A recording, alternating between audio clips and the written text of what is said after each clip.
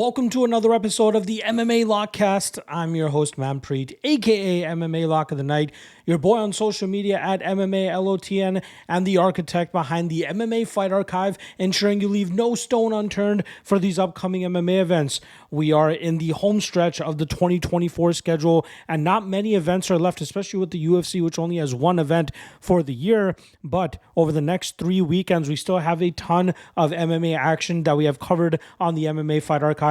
Remember, this is just for if you enjoy studying and predicting fights by yourself. This is the best resource to do it with over 4,600 fighter profiles for you to browse through, covering 17 different promotions from all over the world.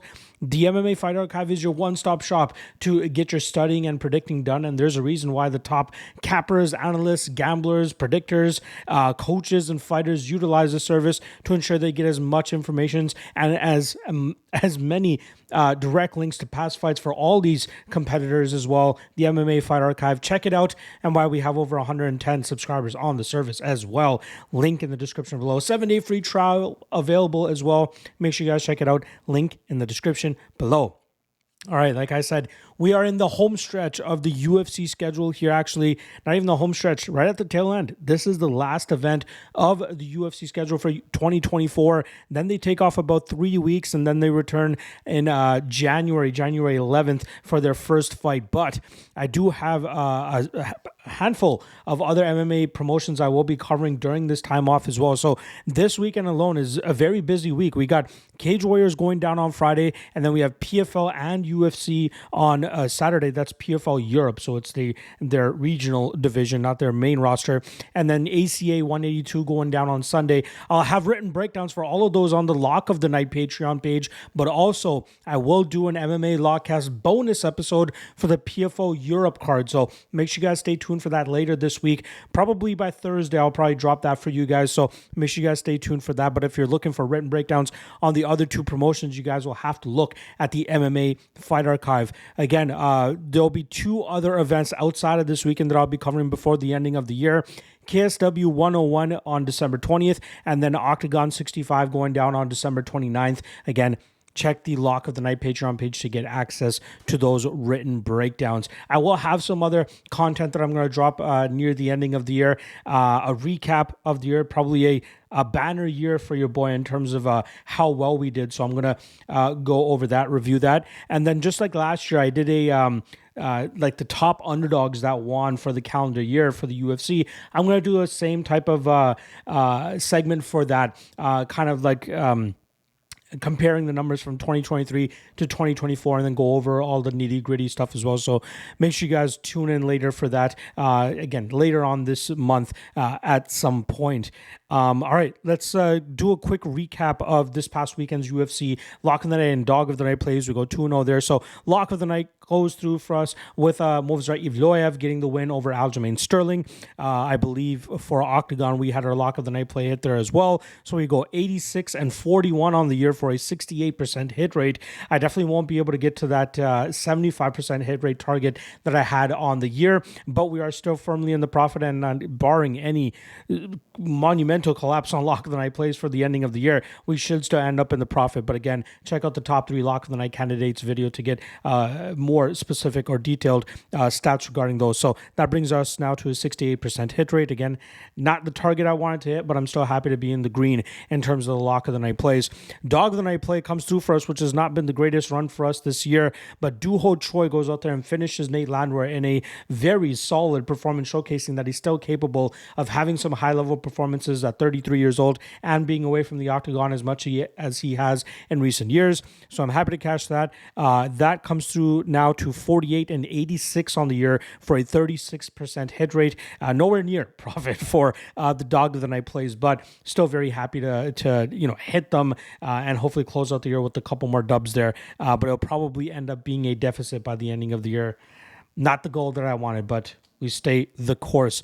Also, last shout out here to my guys over there at GodzillaWins.com, providing your boy a platform to drop written breakdowns on a weekly basis for the UFC. So on Thursdays, we drop the main event breakdowns, and then on Fridays, we drop the three best money line spots, which we actually swept this past weekend. So let's see if we can stay the course and actually continue that trend going on to this weekend, which would be the last of the UFC schedule for this 2024 year. All right. We got 14 fights, if I'm not mistaken, to break down for this UFC Tampa card, headlined by a welterweight matchup between Colby Covington as he takes on Joaquin Buckley in a 5-rounder. Co-main event, I believe. Let me just quickly pull it up here. Co-main event is actually between Swanson and Billy Quarantillo. Quarantillo, obviously from the area, so he's getting a big showcase spot there as well. And we got a bunch of other Florida residents on the card too. So just finished up starting up the card. Very happy with some of the spots I'm going to be able to take a shot on.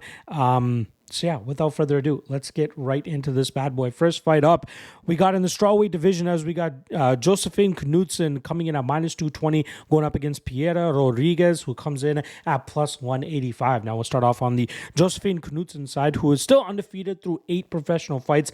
Last time around, dealing with a little bit more adversity than we expected her to deal with against Julia Pilastri. That was a matchup where we saw her have crazy good success with her striking in the first round. In the second round, started off a good damage and good success, which the judges ended up scoring that round in her favor. But for the latter half of that round, she was working off of her back and she's throwing up, pitter-patter shots and trying to get some submissions and reversals. But Pilastri did a good job in terms of holding her down. And then the third round, I believe all 3 judges actually agreed that Pilastri won that round with some of the pressure and damage she was landing. But we are starting to see the cracks in Josephine's almost perfect game. She's a very aggressive striker who likes to utilize a lot of forward movement, stalking her opponents and throwing big combinations, landing with big power. But it's crazy, through her 8 wins, she only has 1 finish recorded on her record. So it would be interesting to see how she's able to change her game up a little bit more so that she can actually go out there and get a finish. But regardless, impressed with the work she's been doing. She just needs to work a little bit more on the defensive grappling. And I'm sure her opponent this weekend, Piera Rodriguez, is going to be looking to exploit that aspect of her game. And that's what we saw her try to do against Ariane Carnelosi last time around. Previous to that, she came up short against Jillian Robertson in a fight where she got completely dominated and then submitted. And then Rodriguez tried to show off her grappling in the next fight against Carnelosi, mixing up her striking behind her takedowns, in front of her takedowns, and then she was able to land a good takedown at the ending of the first round, and then she tried getting to the grappling a little bit earlier in the second round. Unfortunately, she landed 2 unintentional/intentional headbutts. The referee obviously deemed it intentional, which ended up costing her the fight and her losing that fight by disqualification. But very unfortunate for her there, especially considering that she was putting on a great performance and probably would have won that fight had it gone much longer. But very bad decision making from her, and something that I'm sure that she's going to learn from moving forward. Now in this matchup against Josephine Knutsson, I believe that Rodriguez is a good striker, but I don't think she's the better striker in this matchup. So she's going to have to get to that grappling a little bit sooner than later. But Knutsson has shown that she can land enough damage through 2 to 3 minutes of a round, and often outdo or allow that to outdo the grappling control that some opponents might get against her. So it'll be interesting to see how quickly Piera Rodriguez can get to the grappling. With that said, I do not think that Rodriguez has a threatening enough control game from that top position that we need to worry too much here. But I do believe that Knutsson will be able to put together a much better body of work, show off some of her improved takedown defense and get-ups, but most importantly, get off on her striking and hopefully go out there and outpoint Rodriguez and win this fight on the scorecards. But again, -220, a smidgen wide, right? I would put her closer to -185 because some of the grappling success we could potentially see from Rodriguez. But I still have Knutsson winning this fight, and I think she wins it on the scorecards.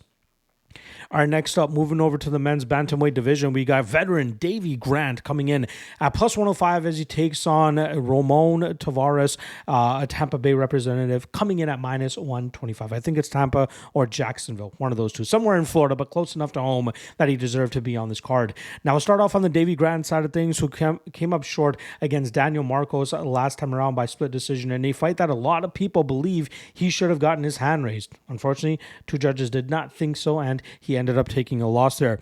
That snapped a 2-fight winning streak for him previously, as he had actually picked up a knockout victory over Luis Smoka, and then that beautiful inverted triangle choke over Rafael Assunção in a matchup that he was down 0-2 going into that final round, but managed to utilize his big power and turn it into a club and sub opportunity.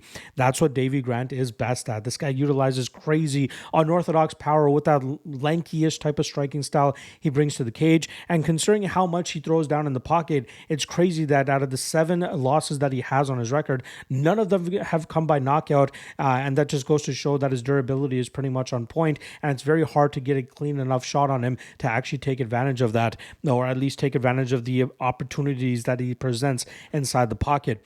He'll be 39 a couple days after this matchup, but it doesn't show like he's slowing down too much here, and he'll often be a very good test for a lot of fighters that are looking to get into the rankings, or at least showcase that they deserve to be on the UFC platform.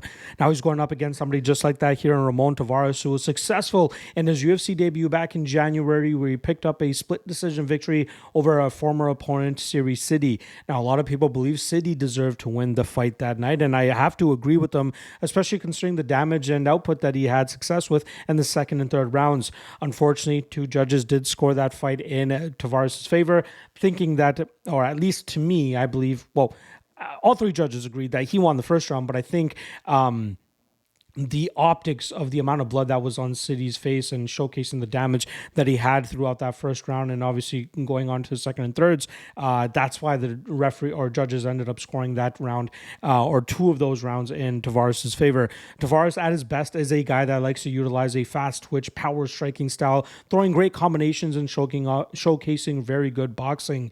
His takedown defense is obviously very much improved, allowing him to compete in striking more often than not, and both of his losses have actually come by knockout, fairly quick knockouts, but usually his durability seems to be on point. The issue in his game, and something that he needs to shore up if he wants to have a longer career in the UFC, he's gonna need to shore up that weight cutting issue that he has. He's a 135 pounder, but the majority of his fights on the regional scene took place at 140 pounds, mainly having to do with the fact that he was struggling with his weight cut, and his 2 performances against Series City were fights that he actually missed weight in. So not a good look at him at all, and I'm sure the UFC is going to be keeping a keen eye on the weigh-ins on Friday to see if he actually ends up making the weight here. Now, in terms of this matchup, I expect the majority of it to take place in the striking realm, and that's where I believe that Grant can be very effective and utilize his strength of schedule, his experience, and his power, not to mention his durability, to land some big shots on Tavares. I think Tavares is going to have to get his hands going early and try to find that early knockout here against Grant, but considering that Grant has yet to be knocked out throughout his professional career, I think it's going to get harder for Tavares to get to that, especially if this fight starts leaking into the second and third rounds. I have to lean with the power of Grant and the durability and the experience.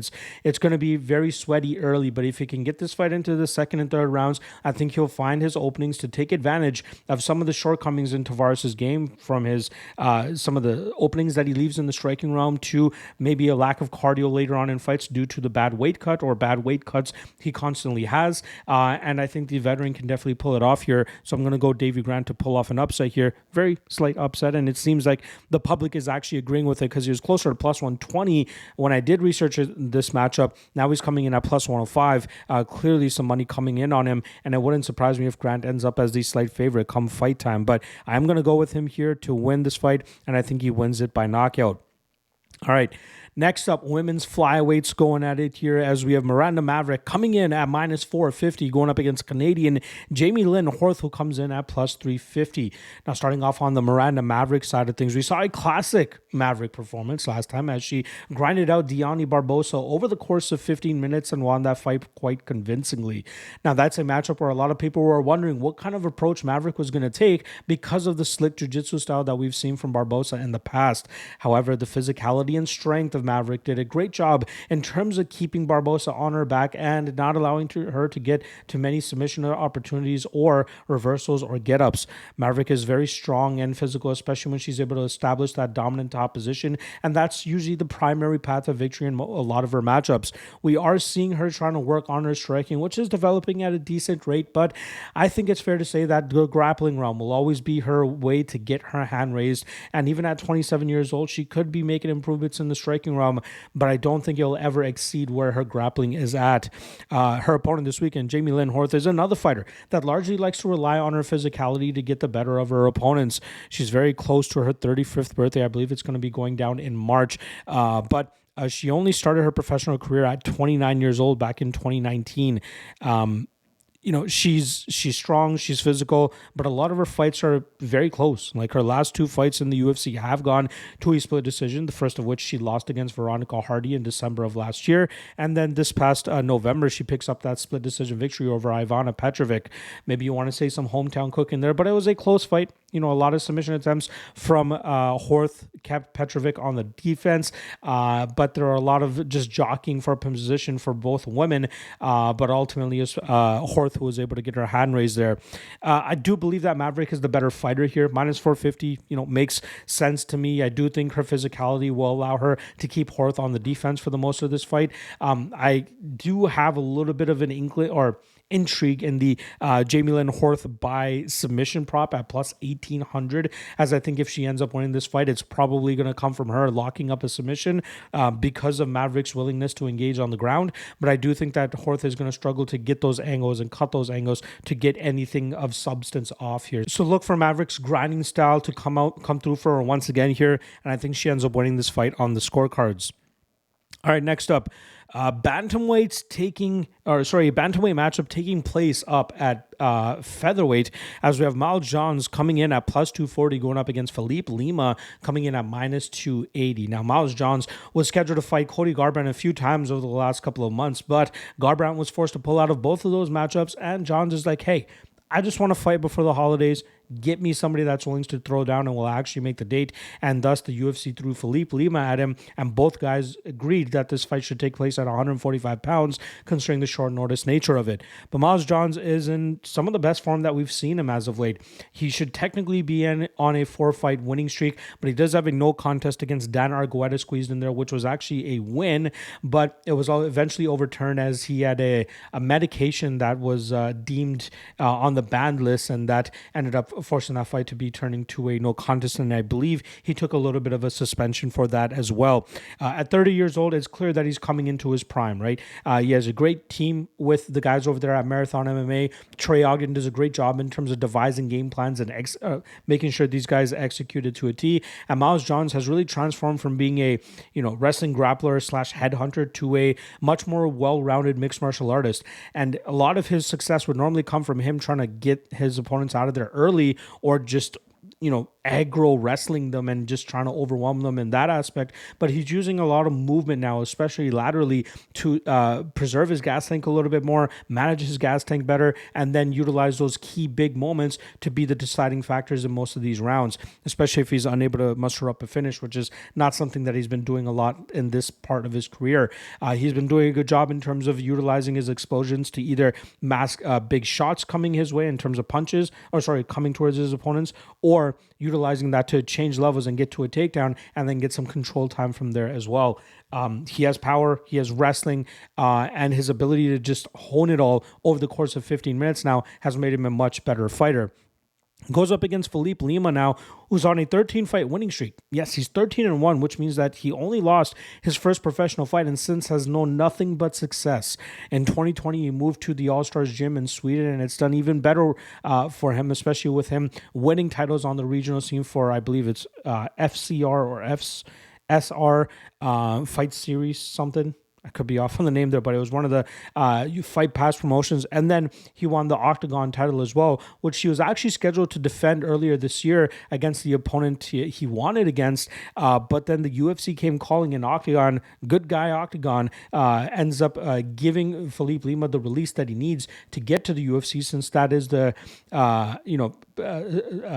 promotion that a lot of people, once they start mixed martial arts, that's the promotion that they want to fight for. And the Octagon was gracious enough to give him that release, and it came, and Philippe Lima came through with the biggest win of his career by submitting Mohamed Naimov in the third round of their matchup.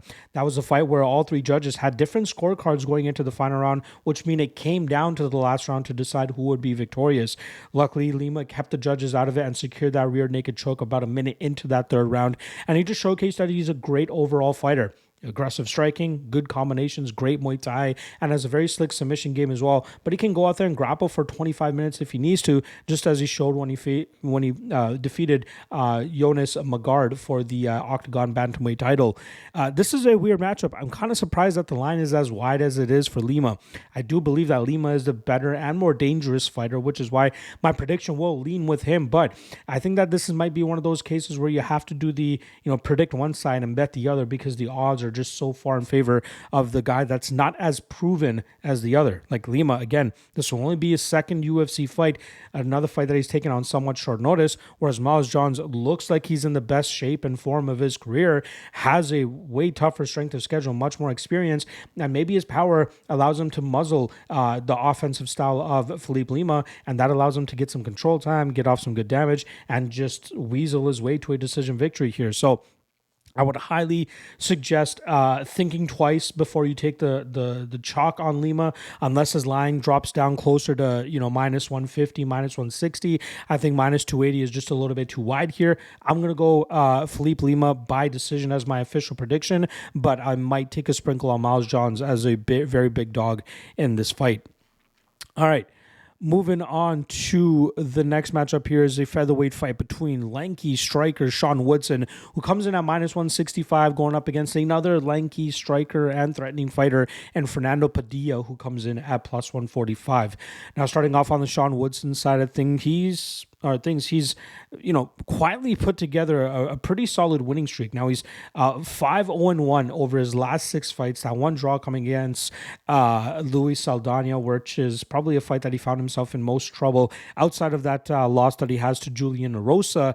But Woodson, showcasing that crisp boxing style that actually got him started in martial arts several years ago, or a long time ago. He wanted to primarily be a boxer, but a very bad car accident, if I'm not mistaken, hurt his chances of being a competitive boxer. So he turned his attention to MMA, and he's known nothing but success outside of that one Rosa fight since turning to this side of the combat sports world. But at 6'2" with the 78-inch reach, it's going to be hard to ever find somebody taller or longer than him at 145 pounds. And luckily for him, he's done a great job in terms of mastering the weight cut, so he's never missed weight, but also his ability to just chip away at opponents from distance with his straight shots down the pipe, his speed, his stinging power, his defensive striking, especially with his ability to roll with shots or even get out of the way of shots before opponents are able to throw strikes. It's been masterful, right? It's been a very fun time watching him compete, and especially when he gets into his groove with his striking, which has largely been the reason for his success at this stage of his career. He's going up against a very dangerous and finish-heavy fighter in Fernando Padilla, who has finished 14 of his 16 wins, with 9 of those 14 wins coming by submission. Last time around, he was able to club and sub Luis Pajuelo in a fight where Pajuelo looked like he was trying to take command and dictate the pace of the fight, but a big shot by Padilla put him on skates, and Padilla was able to get some ground and pound off before eventually sinking in the submission that got the quick tap. Prior to that, Padilla was struggling with the footwork and output of Knutsson, who did a great job in terms of just continuously moving laterally, landing kicks from the outside, and then blitzing to land some big shots of his own to really keep Padilla off guard. Padilla is a guy that is not used to going the distance, right? This guy normally goes out there and finishes his opponents, so seeing him later on in matchups and not looking as effective kind of makes sense, especially in that Knutsson fight. In this matchup, you got two lanky guys. Obviously, you got Woodson with the 2-inch reach advantage, 1-inch height advantage. He's going to have to be even more firm with his defensive striking here if he hopes to come out unscathed. Obviously, Padilla has that stinging power that could potentially produce a finish for him, but I do believe that the discipline and technical striking of Woodson will allow him to keep Padilla at range and outstrike him and showcase another Woodson classic performance. I do believe that Woodson is sometimes going to be at danger with the power and aggressiveness coming back his way, but as Woodson starts to get a little bit more comfortable, really starts to frustrate Fernando with that long jab, with that straight shot down the pipe, really hurting the nose and just blooding and tearing up the face of Padilla, I think we'll see Woodson really start to snowball with his momentum and really start running away with this fight later on. At minus 160, I do not mind this shot on Woodson. I do think that's a great line for him. That these odds kind of make sense around that minus 185, minus 200 range. range. This is more so based on Woodson fighting a clean fight and almost near perfect fight than Padilla actually landing a big shot and trying to get a finish of his own. So I'm going to go with the better minute winner, the more disciplined and technical striker. Give me Woodson, and Woodson by decision. All right, next up in a fight that could be quite fun, we got a lightweight scrap here between Joel Alvarez coming in at minus 350, going up against Drakkar Klose, who comes in at plus 285. Now, Joel Alvarez is coming off of a KO victory over Elvis Brenner last time around, more of a TKO than a KO, but great performance from him, winning the fight on all judges' scorecards going into that third round and eventually finding a finish. This is a guy that is known to finish his opponents. He's finished all 21 of his fights with 17 of those coming by submission, just showcasing that he likes to use his long, rangy, lanky style and lanky frame to get to his choke game, whether it's the front choke or even the rear naked choke. He's very good with those submissions as well, has some good arm bars as well. 6'3" with a 77-inch reach, again on the bigger side of the lightweight division, and he often uses that physicality to overwhelm his opponents, break them, and eventually cause them to make a mistake out of desperation, and then he's able to capitalize with the submission and get a solid finish of his own. He's 9-2. Got that mixed up. He's actually 6-2 in the UFC with his lone defeats coming to Damir Ismagulov and the challenger for the lightweight title in January, Arman Tsarukyan. Alvarez, nasty elbows, nasty knees, good aggressiveness. Really likes to just smother his opponents and try to get them out of there. He goes up against Drakkar Klose, who's another guy that's put together a very quiet, solid record in the UFC. 9-2 since joining the promotion in 2017. His only issue has been the fact that he has been unable to stay super active. His most recent loss was to Beneil Dariush back in March of 2020, which provided that crazy, commentary booth reaction that we all known to come and love from that, DC, Joe Rogan and John Anik reaction to just a crazy war that they had in the second round of their matchup. But if Klose was the one that ended up coming out victorious that night, who knows? Maybe he would have been in title contention, especially seeing what Beneil was able to do after getting his hand raised that night. But after that loss, Drakkar Klose, over the last 4 years, has gone 4-0, defeating Brandon Jenkins, Rafa Garcia, Joe Selecki, and most recently Joaquin Silva. And it's all come down to staying active for Klose, especially with him being 37 years old very soon. I believe it's going to be he'll be 37 in March. So he needs to really get it going and try to capitalize on this type of run and success that he's been having in the UFC. I think that's very important for him. He's a guy that showcases his solid output and volume striking style. He can also get to the grind in the clinch and the cage when he needs to, especially taking opponents down and doing some good work from that top position. And this is a very intriguing fight, right? You got a finisher in Joel Alvarez, and then you got a very high fight IQ technical fighter in Drakkar Klose. Even when Klose gets hurt, he does a good job in terms of just staying in the fight. Even when he finds himself in a close submission against his opponent, he does a great job in terms of staying calm, cool, and collected, and eventually working out of those bad spots and getting to a dominant position. So it's going to come down to whether Alvarez can finish Klose or not, and I think he's going to struggle to do so. I think if he does get the finish, it likely comes later on in the matchup as Klose starts to slow down, just as we saw Joaquin Silva have success against Klose in the third round of their matchup. I believe the odds are a little bit too wide here. You have to give some weight to the strength of schedule and experience of Drakkar Klose. I think at the crazy line right now of plus 285, I think he's worth a little bit of a shot. Even his decision prop, which I don't think is too crazy either. I think it's around plus 425, plus 500. I think that's worth a shot as well. But the over 1.5 is not a bad spot either. I think that's sitting around minus 150. I think it's going to take a little bit for Alvarez to get Klose out of there if he gets him out of there at all, and taking a nibble on that over 1.5, maybe a little bit of a sprinkle as well on Klose may not be a bad way to attack this matchup. I'm going to go Alvarez inside the distance as the official prediction. But again, just like the Miles Johns fight, like I talked about earlier, got to take advantage of some of these wayward odds, in my opinion. And I think Drakkar Klose is a guy worthy of that consideration here. So give me Alvarez inside the distance, but close by decision might be the play instead. All right, next up, lightweight matchup here between Michael Johnson, who comes in at minus 170, going up against Ottman Azaitar, who comes in at plus 145. Now, talking about Michael Johnson, who has been exchanging wins and losses over his last 5 fights, most recently getting a decision victory over Darius Flowers.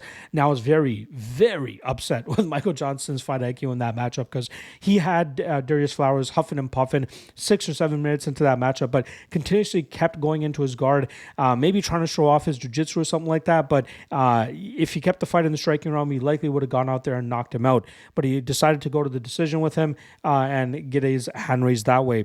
Fight IQ has kind of been the issue with Michael Johnson throughout his career. That's the reason he has a 22-19 record. He had a 4-fight losing streak at a certain point from 2019 to 2021. Just poor decision making sometimes, right? Like in the striking realm, this guy's one of the best fighters, especially when he was in his prime and he's in his groove. Good footwork, good speed, good counter striking, good combinations. But then just a lapse in judgment every now and then will cause him to lose a matchup. Just like the Diego Fajeda fight 2 fights ago, where he was winning about 6 minutes of that fight before he ended up getting clipped and put out clean. 38 years old, he's really getting up there in age. His time probably coming to a close, especially a style that relies so heavily on reflexes and timing. It's going to get harder for him to be successful with that, especially going up against a guy this weekend in Ottman Azaitar, who knows nothing but finishing guys ever since he's been stepping foot inside the cage as a professional. He's 13-0, but now finds himself on a 2-fight losing streak for the first time in his career. He in 15 pro fights, he's only been to the second round 3 times. Otherwise, he's putting his opponents away, or his opponents have been able to put him away. He doesn't really have much of a game plan when he fights. At least that's what it seems like. It just looks like he's just going out there to try to pressure his opponents and land big strikes and try to knock them out. And that's worked out more often than not throughout his career. So it's hard to blame the guy in terms of trying to get off with that type of style. Obviously, Michael Johnson is the better overall matchup here, or better overall fighter. The issue becomes, can he withstand those big shots that are going to be coming his way from Ottman Azaitar? Azaitar, in my opinion, only worth a play whenever he's an underdog. He is an underdog here, but I'm still not overly enthused at the plus 145 line. But what I am liking, the specific prop that I saw here, plus 650 for Azaitar to win by round 1, a knockout, a spot that he's come through in 8 of his 13 victories. Definitely worth a shot here. So I do like the under 1.5 at plus money. I do think that Azaitar often creates an amount of chaos that either he ends up paying for it or he ends up coming through and knocking opponents out. And I think he's going to do that here against Michael Johnson. So give me Azaitar round 1 knockout, but the under 1.5 would probably be my favorite spot in this matchup. All right, light heavyweights going at it here as we have Navajo Stirling coming in at minus 650, going up against Tokkos coming in at plus 475. Now, Stirling earned his way to the UFC by picking up a big knockout victory on the Contender Series on week 5 this past season. And now, just 2 years after becoming a pro MMA fighter, he's fighting for the biggest promotion in the world. But he is not just starting mixed martial arts 2 years ago, or starting martial arts 2 years ago. He comes from a kickboxing background where he's a 2-time world champion, very solid skills, good understanding of distance and range management, and that allows him to really get off on his striking and then eventually find knockouts over his opponents. I believe 4 of his 5 wins have come inside the distance, just showcasing how talented he is. Obviously, training out of city kickboxing as well, that's something that needs to be taken seriously. A lot of good training partners, a great head coach as well, allows him to just really stay competitive in the striking realm, and then from there eventually finding his finishes. His defensive grappling looks very good as well, allowing him to keep fights upright and to stay in a position where he feels most comfortable. He goes up against Tokkos, who came up short in his UFC debut last time around against Umar C, and that was a matchup where Tokkos got pretty much dominated and submitted within I believe it was 2.5 minutes or so. Tokkos is a guy that's kind of been shoved down our throats over the last couple of years because he trains out of a big gym like Kill Cliff FC, and he's very good friends with Brendan Allen. I've been saying for a long time, he kind of reminds me of Phil Hawes in the fact that we always had the training partners of Phil Hawes saying like, hey, this guy's great, this guy's good, you guys need to bring him to the UFC. Same thing with Tokkos, but anytime he was given a big opportunity, whether it's with Bellator, he went 0-2 there, road to UFC, got knocked out in the first round, and now coming to the UFC, getting dominated in a discipline in which he's apparently a BJJ black belt.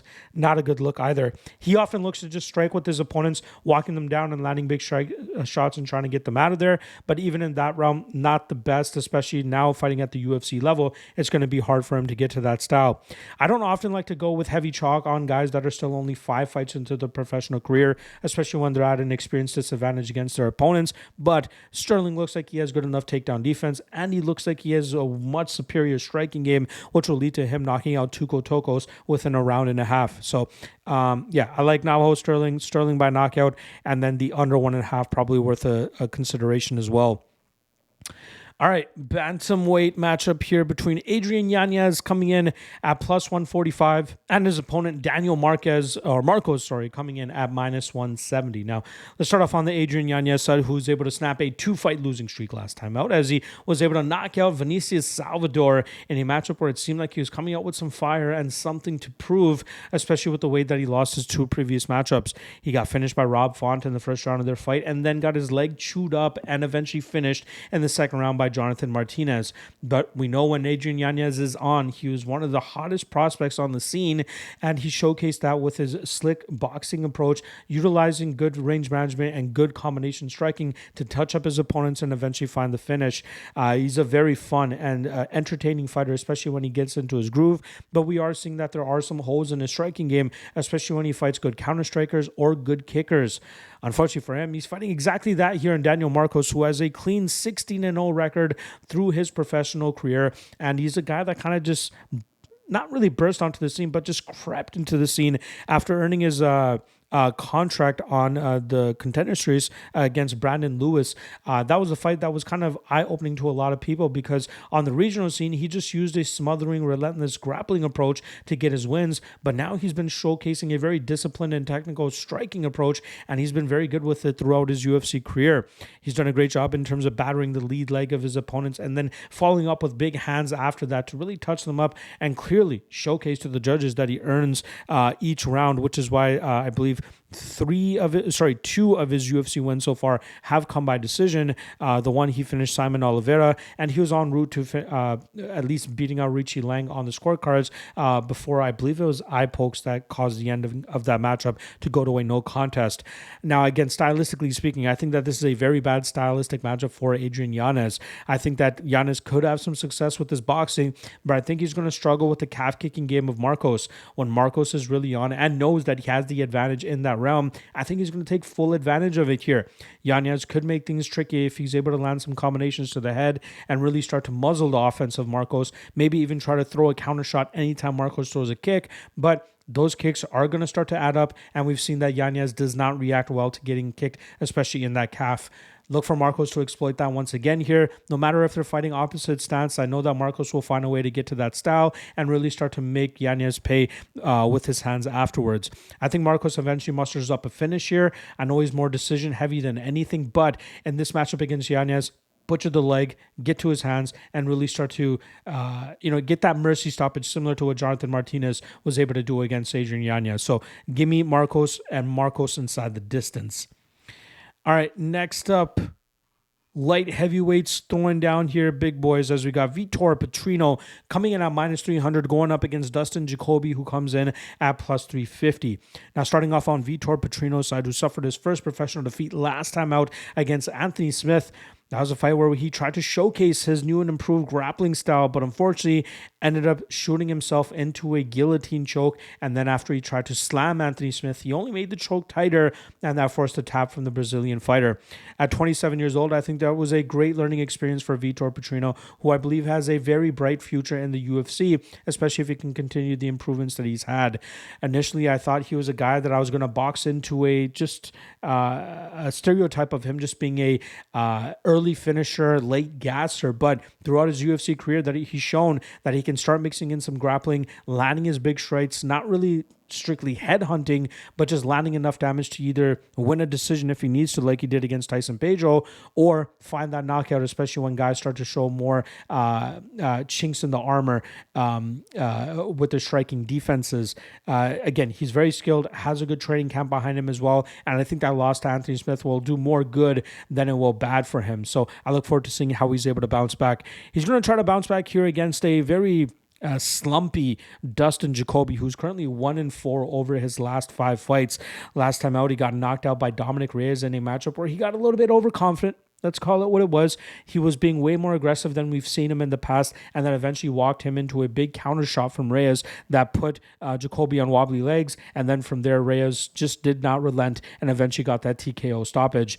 Normally, Jacoby, at his best, is a guy that maintains his range well, utilizes long shots down the pipe, and his teep kick up the middle to establish his range, but it's been those just mishaps with his striking defense that has cost him a lot of his fights. His fight against, the Khalil Roundtree loss. I thought that was a bad decision. I thought he should have won that fight.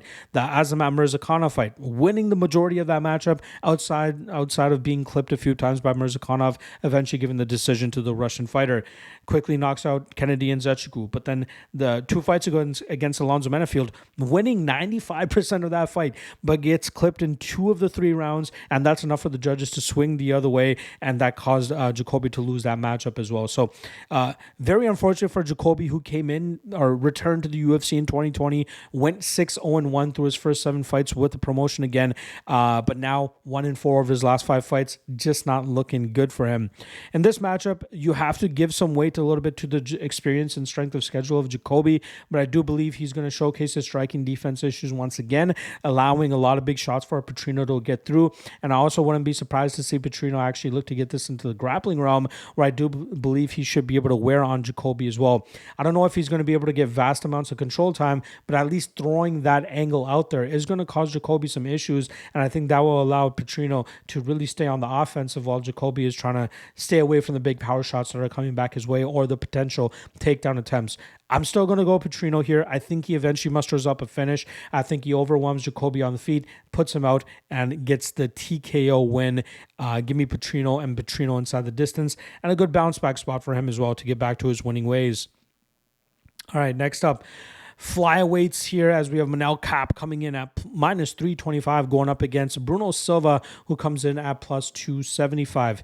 Now, starting off on the Manel Kape side of things, he's coming off of a loss to Mohamed Makhachev in a matchup that was very anticlimactic. Now, that was a matchup where there was a lot of heat going into the fight, a lot of backstage stuff happening between the two, a lot of chatter on Twitter between the two, but once it came down to it, they only combined for 50 significant strikes landed, and it was ultimately Makhachev that was a little bit more consistent with his output, and that allowed him to win that matchup. Kape is a guy that sometimes is a little bit too low output, but often lands with big power, and that's enough for him to either get his hand raised on the scorecards or find the knockout like he did against Ode Osborne and Zhalgas Shumagulov. He is a guy that relies a lot on that explosivity and that power, but I would like to see him, hopefully, the last fight being a little bit of a lesson for him, that he needs to up the ante a little bit more. There are fights where it's clear that he's in control and able to shut down his opponent completely, like the David Dvorak fight. The Felipe Dos Santos fight was not a bad fight for him, but I think he was kind of overlooking Dos Santos, which made that fight a lot closer than it should have been. But he is still a guy at 31 years old that can find himself in title contention. He just needs more bounces to go his way and be a little bit more aggressive with his power. He goes up against Bruno Silva, who's also one of the dark horses of this flyweight division, who currently finds himself on a 4-fight winning streak. When he fought Tyson Nam in 2023, he was coming off of a 2-year layoff, and then he took off another 16 months before he ended up throwing down with Cody Durden back in July. Luckily for him, he's been successful in those matchups, and a matchup here against Manel Kape definitely throws him into the top 7 of the flyweight division, maybe even the top 5 if he's able to get his hand raised. He is 34 years old, so that's something to keep an eye on, as guys obviously much older in the flyweight division are going to be able to or will struggle against guys that in a division that is highly reliant on speed, reflexes, and technique. There's very, very slim margin of error for these guys. Silva, very good boxer, crisp striking, good kicks as well, has a underrated jiu-jitsu game that he can lean on too. But I do think that he was able to capitalize on the over-aggressive aggressiveness of Cody Durden last time around in a fight where it seemed like the momentum was really not on his side. Now in this matchup against Manel Kape, I do believe it's going to be Kape's power that ends up being the difference maker.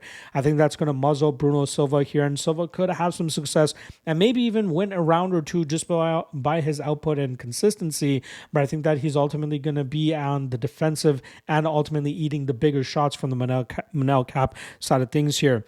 Silva usually quite durable, so it's going to be hard to put him away, but I do think that the judges will see that Kape is the one that's kind of in command, especially whenever he lands his damage, and that's going to ultimately get him his hand raised on the scorecards here. But again, minus 325, a little bit too wide for me to trust somebody as low output as Kape, especially against the guy Bruno Silva, who's going to bring the fight and will make things close with his output, but I still think that whenever Kape lands, it's going to be the difference maker. So give me Kape by decision. All right, featherweight co-main event here as we have veteran Cub Swanson coming in at plus 135, going up against Tampa's son, Billy Quarantillo, coming in at minus 155. We'll start off on the Swanson side of things, who came up short in a split decision against Andre Fili last time around. A very, very close fight. Probably could have gone Swanson's way, but two judges ended up scoring the fight in Fili's favor, and that's just how the cookie crumbles sometimes. But previous to that, he was able to hand Hakeem Dawodu a loss in a matchup where a lot of people thought that Dawodu actually should have gotten his hand raised. Swanson, I believe 41 now, looking to avoid his first losing streak since 2018. Very diverse striker, very flashy striker, very experienced as well, obviously, with, 44? This will be his 44th professional MMA fight. 41 years old, as I said, has been competing at a high level throughout his career. He's a BJJ black belt as well, but a good chunk of his losses have come by submission, so that's a little bit of a worry there. But when he's able to establish his striking game, get into a groove, is very difficult to deal with. Quarantillo, on the other hand, gotta feel really bad for him last time around, as he was supposed to fight Gabriel Miranda in March. Unfortunately, Miranda pulled out. Quarantillo wanted to get a fight in before his wife gave birth. I believe it was only going to be a month after with that. So he accepted short notice, and returning UFC fighter Yusuf Zalal, who has been absolutely tearing shit up upon his return to the promotion. And it started with Billy Quarantillo, as Yusuf was able to do a great job in terms of controlling that matchup, dominating Quarantillo in the grappling realm, and eventually opening up a submission opportunity in the second round. Quarantillo is a guy that normally likes to utilize pace, volume, and pressure to break his opponents, and that usually causes him to lose early rounds, but his cardio allows him to really pull away against opponents in the second and third rounds, which ultimately leads to him eventually winning fights by either finishing his opponents in the second or third rounds, or winning fights on the scorecards by winning the second and third rounds. His striking, not that, it's about average, but I think it's really his pressure and grappling that makes him stand out amongst most opponents. In this fight against Cub Swanson, I think that Quarantillo might struggle early, but I think once he gets to his grappling later and really puts that pressure on Swanson, that will eventually open up a submission, or at least takedown opportunity for him to lead to a submission. I kind of see it in my head as Quarantillo just clinching Swanson against the cage, eventually getting that body lock where he can get to the back, and then from there jump on the back and eventually get to his rear naked choke that he loves so much, which is why I will lean him to win this matchup. I do think he wins it by submission.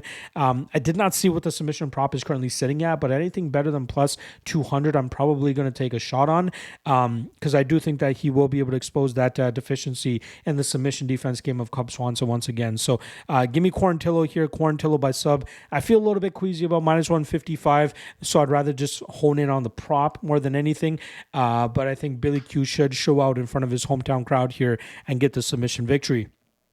All right, main event time. We got welterweights going at it here, as we have former interim champion and multiple-time title contender Colby Covington coming in at plus 225, going up against Joaquin Buckley, who comes in at minus 265. Now, Colby Covington is a guy that we know for certain now is a guy that often turns down fights and just waits for the proper opportunity to get the matchup that he desires, right?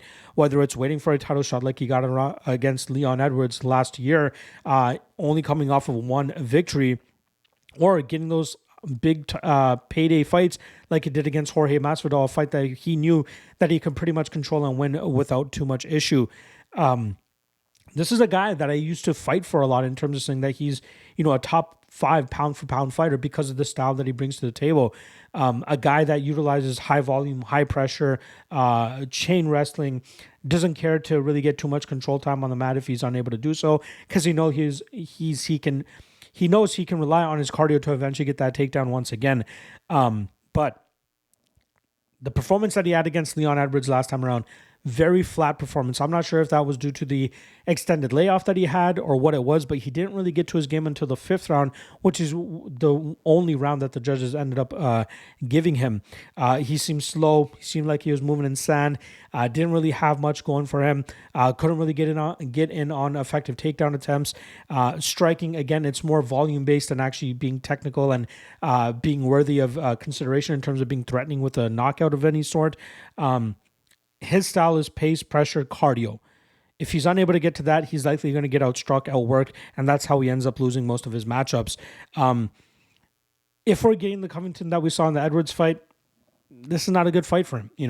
Let's talk about Buckley before we get into how he matches up against Buckley here. Buckley, looking in the best form as of late, 5-fight winning streak, finished 3 of those matchups, including last time out against Wonderboy Thompson. I believe that was a fight that was split going into the 3rd round, and then Buckley leaves the judges out of it by landing that beautiful power shot to put Stephen Thompson away. Buckley's a guy that's heavily improved his takedown defense so that he can keep fights in the striking range where he often has an advantage over his opponents. We've also seen him lean on grappling when he needs to, like he did against Wonderboy Thompson, like he did against Nursultan Ruziboev. His power, he's doing a great job in terms of maturing compared to just being the headhunter that he was when he first came into the UFC back in 2020. Now it seems like he's going to be a UFC mainstay because of his ability to adapt and evolve his game to be a better mixed martial artist all around. I thought his performance against Albert Duraev was the best of his career, where he was able to stop all the takedowns and just absolutely batter Duraev on the feet before the stoppage at the ending of the 2nd round due to the swelling to Albert Duraev's eye. In this matchup, if we can continue to see the stellar takedown defense from Joaquin Buckley, I believe he absolutely pummels Colby Covington here and possibly finds a knockout.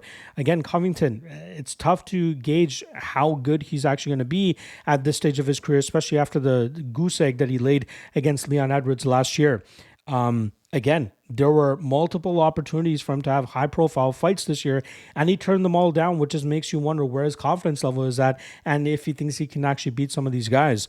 Just an example, apparently the long-rumored matchup was he was supposed to fight Ian Machado Gary on this card, but continuously turned the fight down, hence why Joaquin Buckley got the Machado fight. And then once Machado Gary got pushed into last weekend's welterweight title eliminator, Covington's like, you know what, maybe Buckley is an easier matchup for me and for me to establish myself at the top again. Let me take this matchup and see if I can actually get my hand raised. But I think there are a lot of question marks that we need to be wary of.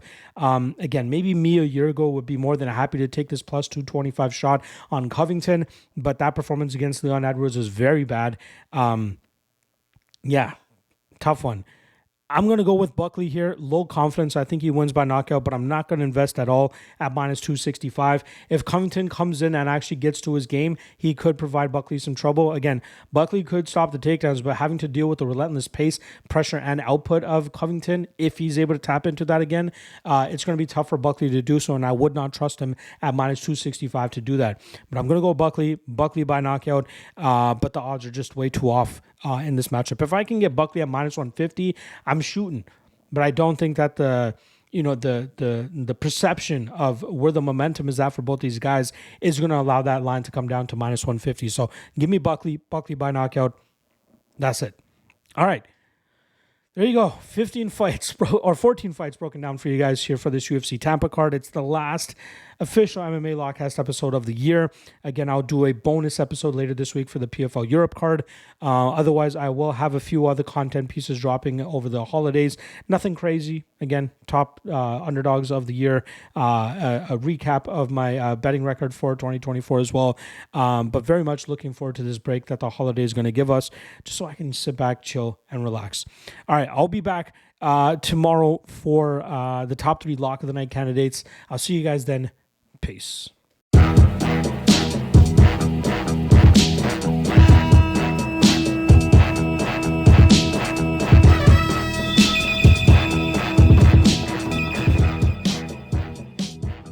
Last thing, Bah.